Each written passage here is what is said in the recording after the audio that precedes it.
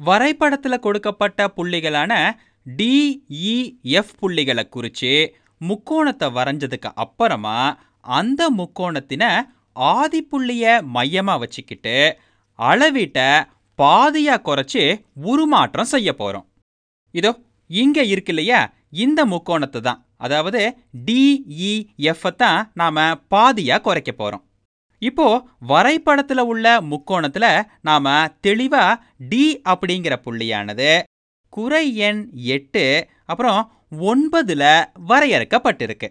இங்க எக்ஸோட அச்சுப்புள்ளி குறை எண் 8ல பாதி, அதாவது 4ஆவும், மேலும் ஒய்யோட அச்சுப்புள்ளி 9ல பாதி, அப்படின்னா 4.5ஆவும் மிக சரியா சரி பாதியா அமையும். அப்போ குறை எண் 4 அப்புறம் 4.5ங்கிறது இதோ இங்க குறிக்கப்பட்டிருக்கு.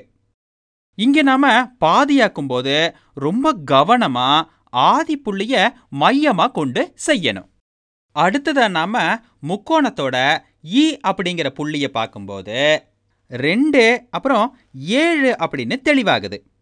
இதுல எக்ஸோட அச்சு புள்ளியானது 2ல பாதி, அப்படின்னா 1ன்னும், ஒய்யோட அச்சு புள்ளியானது 7ல பாதி, அப்படின்னா 3.5ஆவும் ஆதிப்புள்ளிய மையமா கொண்டு சரி பாதியா குறிச்சிருக்கோம்.